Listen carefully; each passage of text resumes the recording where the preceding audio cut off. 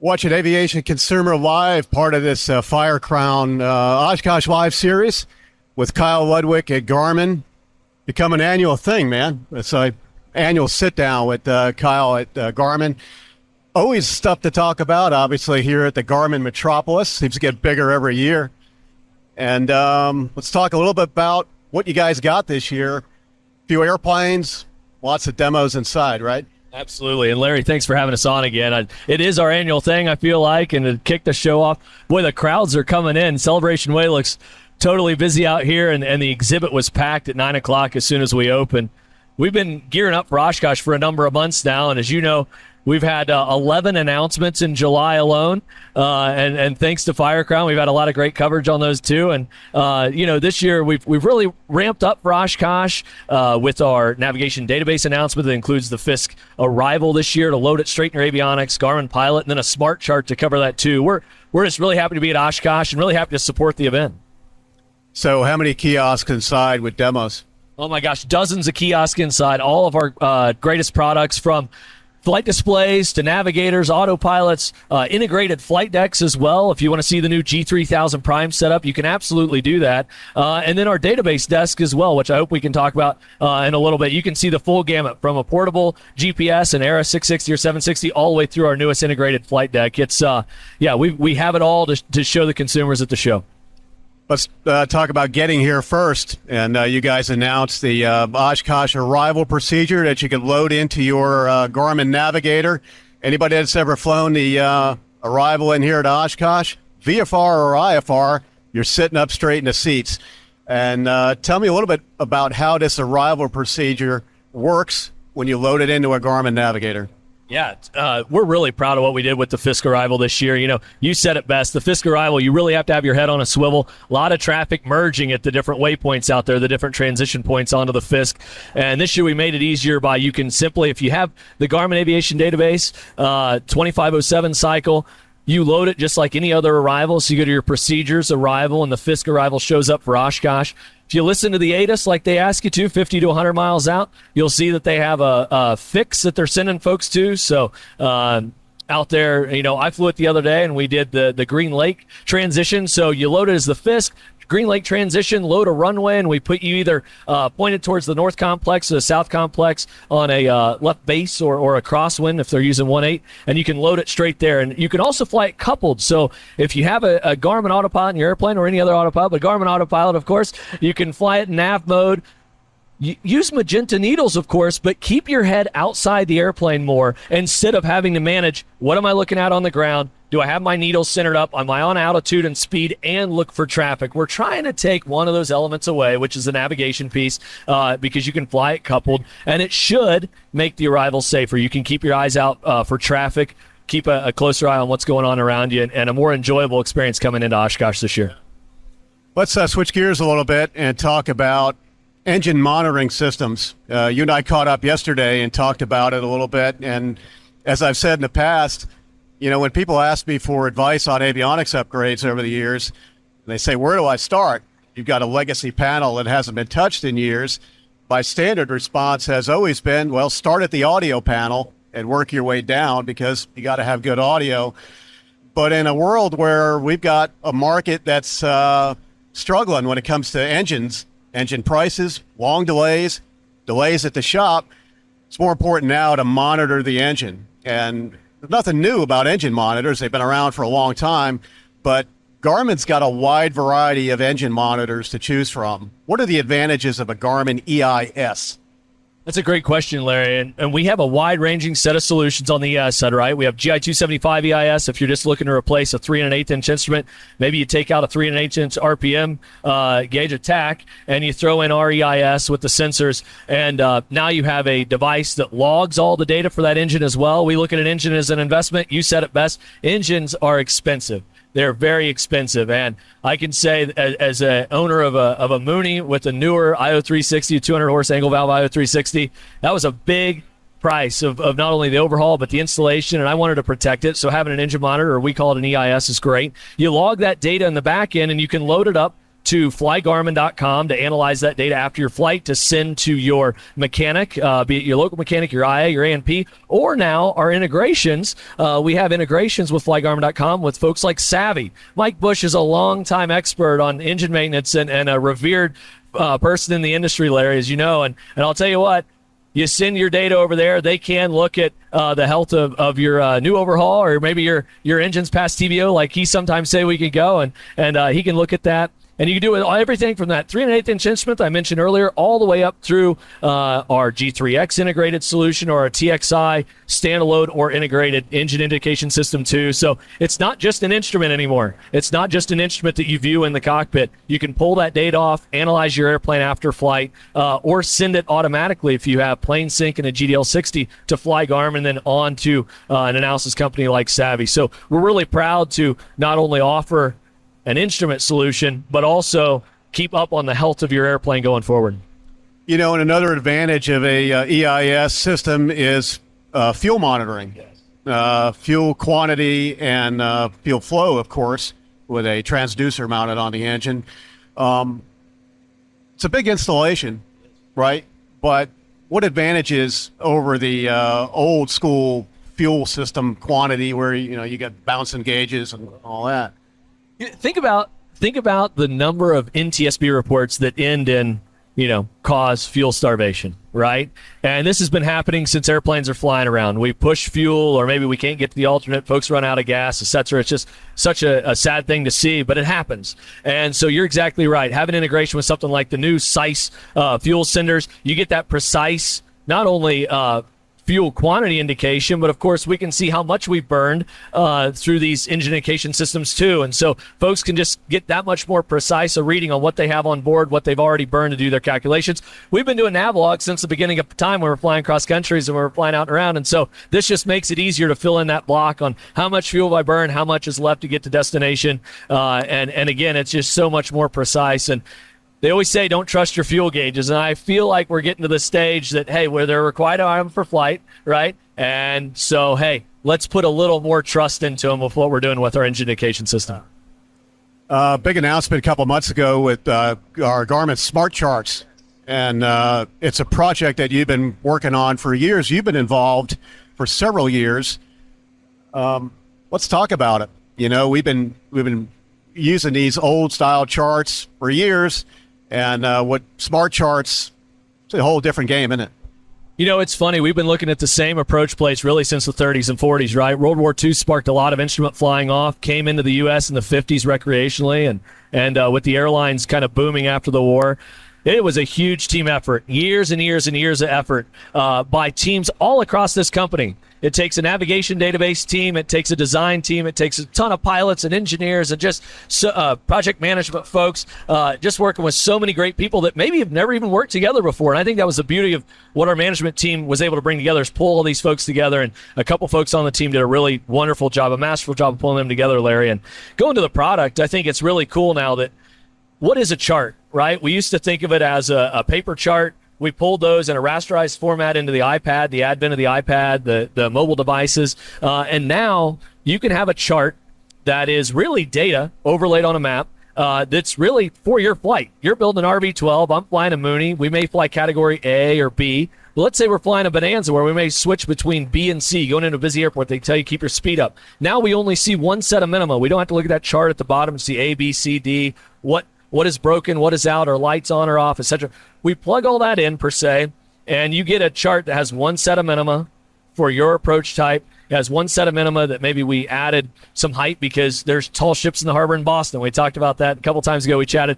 It gives you that one piece of information, that one route. There's not all those transitions, and it's just a much cleaner way to fly those procedures and keep your essay up. And we're very proud to bring those to not only approach plates we talked about, but airport diagrams, SIDS, and stars. We really revolutionized what pilots can look at there in the instrument industry.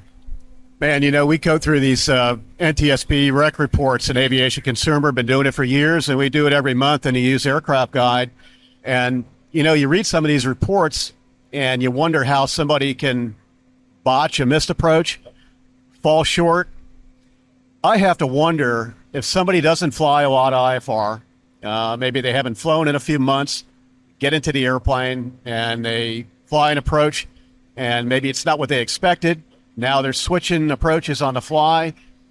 You think smart charts can help? You know, as a flight instructor, we can argue this either way, right? Folks are usually good with what they know. Traditional charts have been around for, like we talked about, 90 years, right? And so it's hard to argue that. But what I would argue, the reason smart charts makes it easier, no longer are we perusing all of these notes that you may miss that are all over the chart. They're not always a standardized location. No longer do we have to look at all of these different sets of minima. What minimum am I going to today because of this equipment outage, either on board or outside the airplane? It gives you the information that you need when you need it in a very succinct way. And so in my opinion, that is why it makes it safer. We give you the briefing tab. When you're briefing, you see the brief tab. You see the details tab if you want to see everything. If you're tuning frequencies, you no longer have to look around to say, hey, or a great one is, well, am I using a local AWAS to set an altimeter? Or am I using maybe an airport close by because it's not a 24-hour tower, for instance? So now I'm not looking around for all these frequencies. You see the ones that you need when you need it. And in my opinion, that's how we're going to make instrument flying safer going forward. Yeah. Let's switch to experimentals. Okay. And, we're getting ready to fly this Vans RV-12, and we ended up with a Garmin G3X Touch.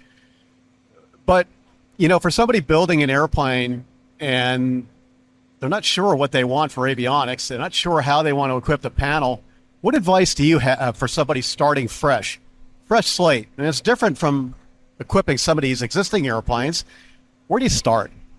Yeah, that's a great question. And I think the avionics come later in the build process for most folks, too, if you really think about it. Well, not really. They shouldn't, but I think a lot of people should be thinking about, yes, what avionics you're going to do, even if you're a few years out, because there's stuff you're laying in the airframe along the way. So I agree. What logic should you bring to the table when you're planning a panel? That's a great question. I think, we have so many different solutions in an industry for what avionics could go in your panel. And at Garmin, we have so many solutions. I really think it boils down to what kind of flying are you doing? Are you flying IFR or VFR? Are you flying a lot of higher IFR? How much panel real estate do you have, right? The RV-12 actually has a nice, generous panel. You could put a couple 10-inch displays in and a navigator in the center and still have room for a mode controller, for the autopilot, etc. But let's say you're in a more concise panel. Hey, a couple G5s, a GMC 507 mode controller for the GFC 500X autopilot. Looking at what fits in the panel and what capabilities do you want. Things like, do you want VNAV in the airplane?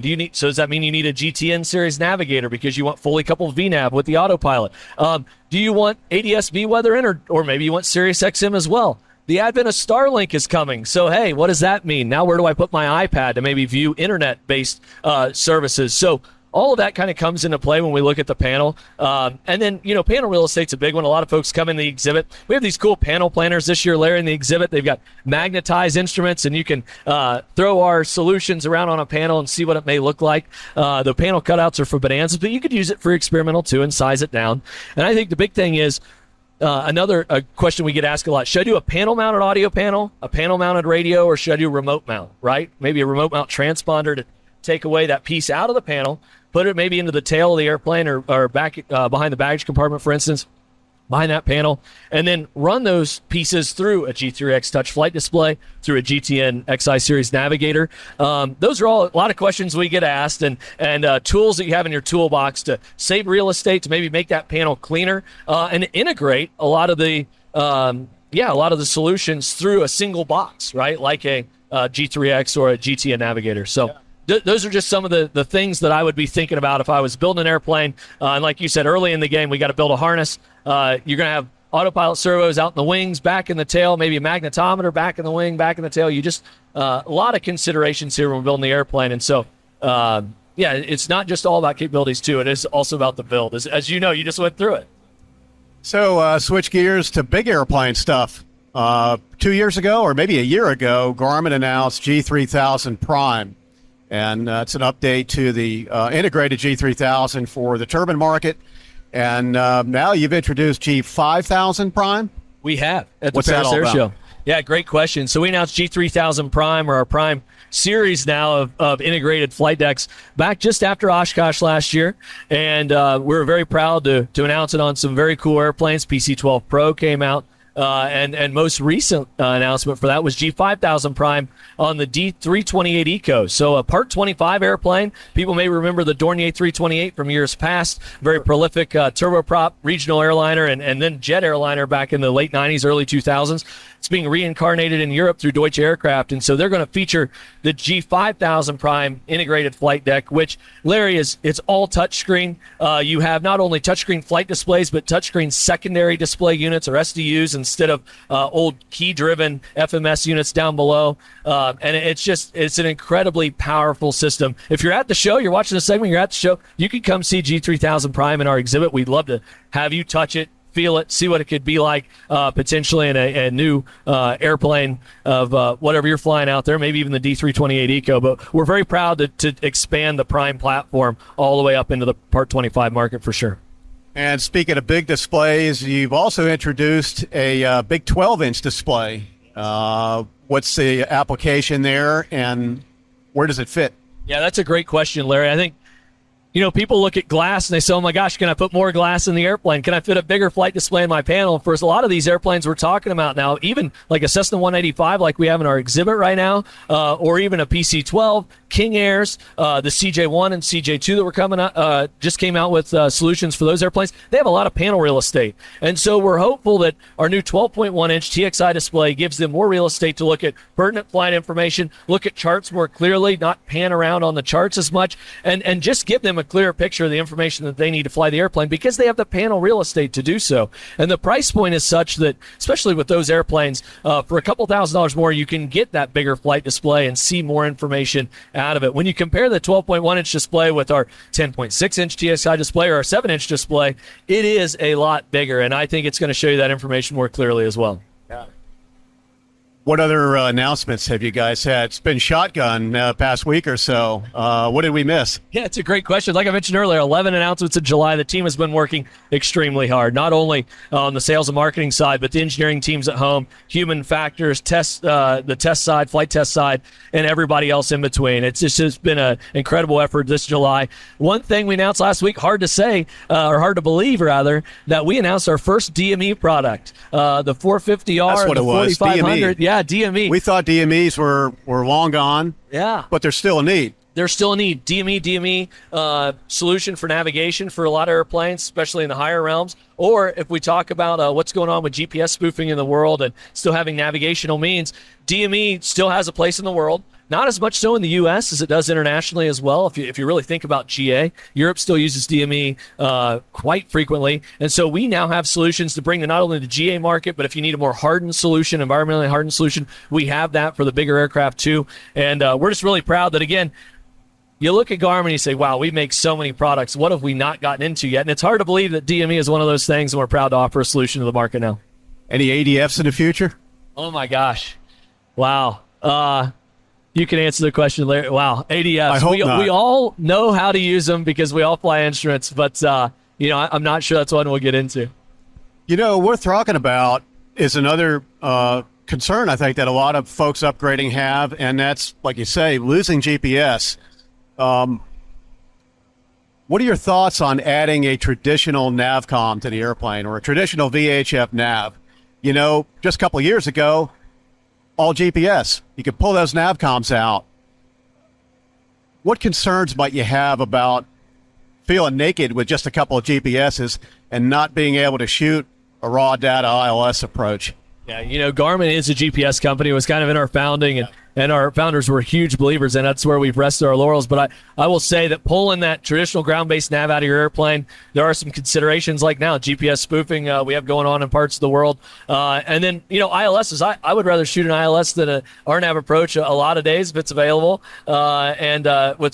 With our autopilot, it's so easy to just stay in magenta needles, if you will, and fly an RNAV approach. But geez, an ILS is still kind of that primary approach around the world. And having that capability is incredible. I have it in my Mooney with a 750XI Navigator. But you're right, Larry. I mean, there's a lot of interesting things going on in the world about that. We are obviously looking into it, and the DME is a great way that we're coming out with, hey, we're combating against that type of activity too. Well, we've been babbling here sitting in these chairs, and there's some cool stuff to look at in this pretty nice-looking Bearhawk behind us, right? Yeah, absolutely. Want to wander over? Let's wander over the Bearhawk 5 here from Aaron and Paul. It's a beautiful airplane. I'd love to show it to you. Yeah, it's worth looking at. Okay. Come on.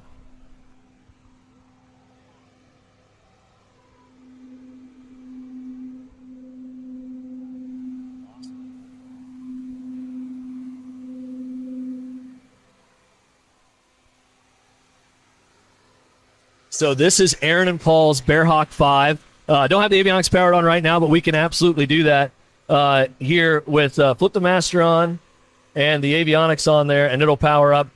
This airplane was just finished in the last week. It's one of four beautiful airplanes in our exhibit right now. You see a lot of our great solutions here. Dual 10-inch G3X flight displays, a GTN 750XI Navigator, GTR 20, a remote mount radio behind those G3Xs, and then the GFC 500X autopilot. It also has AOA. Big backcountry airplane. Having AOA is a great thing, too, to fly off of that on approach. And we're just really proud of this. Aaron and Paul did a great job building it down at the Bearhawk factory in their Build Assist program.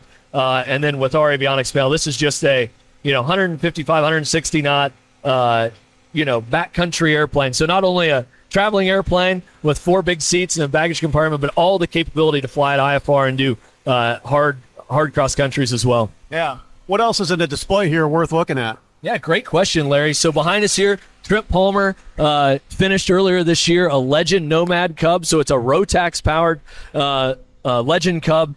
Such a gorgeous airplane. He has a few hundred hours on it now. Just finished a trip up to Alaska and back.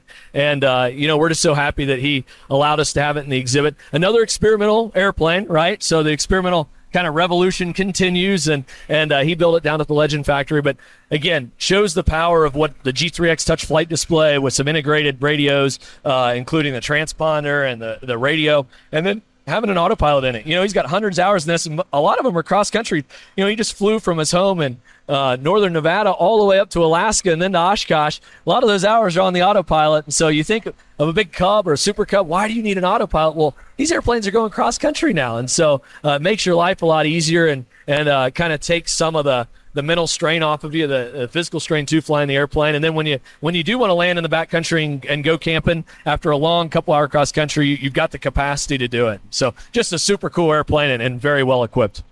We talked about experimental airplanes, experimental avionics, and the buying decision. How can the experimental world help somebody flying a certified airplane? So I think where I'm going is, you take an experimental Bearhawk like this, loaded top to bottom with Garmin gear. You got an old Mooney or an old Cessna or whatever. Yep. How can these airplanes, where you've got a lot more regulatory leeway, how does it help somebody flying a certified airplane? It's a great question, Larry. I'm a huge believer in the experimental market. I'm a huge believer in the vintage market, too. I know you are, and that's why I asked. Yeah, and I think, big thing, if you look at Garmin, the history, especially since the early 2010s, we came out with a G5, which is a prolific flight instrument, and we came out with a G3X touch flight display, and those have lived on for over 10 years now. They started in the experimental world. We certified those products, brought them into the certified world at a very fair price point, brought that technology to airplanes like mine, a 1971 Mooney that otherwise I may have not pulled out the vacuum system. I may have relied on the old vacuum pump and DG and attitude indicator, and now I have GI 275s, which if you look at it, we evolved from the G5 to the 275, and offer still both of those products for sale today. And we brought those great capabilities into the certified world out of the experimental world. And Team X at Garmin does just such a wonderful job of still being on the bleeding edge and designing kind of what's next and what's out there. And then we brought it into the certified world, and we're just very proud of that at Garmin. Yeah. And the other thing you're doing here at the exhibit is databases and a discounted database subscription. Yes. So Yes. How's that work? It's a great question. Databases, we'll start with this. Databases aren't the coolest thing that are offered in the aviation world. Well, but they are confusing. They are. And whether you fly VFR or IFR or everything in between, with all the data running around in these suites, Yes. The big question is, what do I need for subscriptions? Do I need Jepson charts? Do I get the Garmin charts? What do I need? And how do you make that decision? And we're helping folks do that right here at our database desk inside. $100 discount for customers, and then if you're a new customer, Larry, additional discounts on top of that $100 here. after you get the help in deciding what you need. So do you want the Garmin flight charts, or maybe do you want to upgrade to a chart enablement and use Jeppesen charts? You have that option. Do you just need a navigation database, or do you want a one pack that covers all this for multiple instruments? Do you just have a G3X flight display for VFR flying like you, or are you doing hard IFR flying with a navigator and a flight display and where you need the charts? Our folks, our database experts back here in our exhibit this week can not only help you save money, hard to believe in aviation, save money on a product, but also decide which one is right for you and your airplane and your type of flying, most importantly. Did you hear that? He said Garmin's going to help somebody save money.